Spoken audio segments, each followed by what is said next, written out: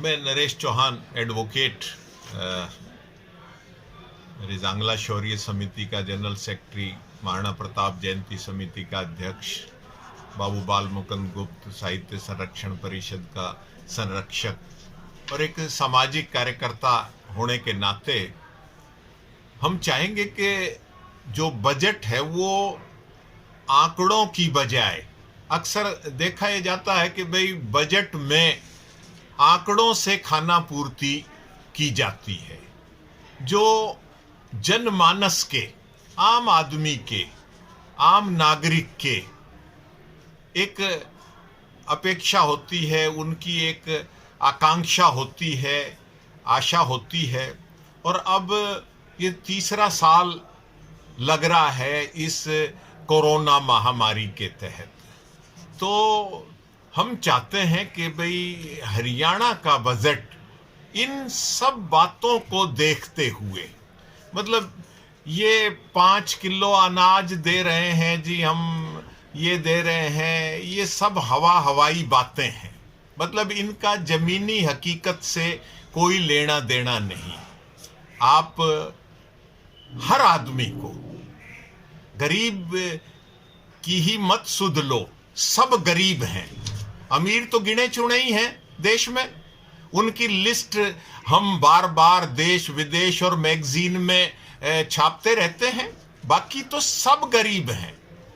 तो हर आदमी को, हर हरियाणा वासी को कुछ ना कुछ मिले, उसके अकाउंट में डायरेक्ट पैसा इस बजट के माध्यम से डाला जाए। जो इनकम टैक्स पेई हैं वो अपने आप अपना इनकम टैक्स बचाने के लिए उस पैसे को नहीं लेगा, और जिसको जरूरत है वो आपको दुआ देगा कि हाँ, बजट में 2000 रुपये, 5000 रुपये मेरे खाते में आए हैं।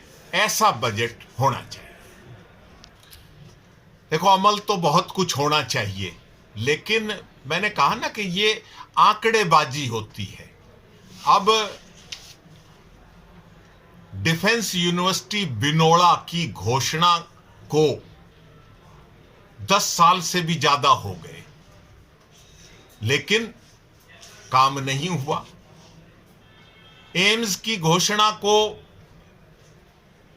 5, 6, 7 साल हो गए, लेकिन काम अटक रहा है।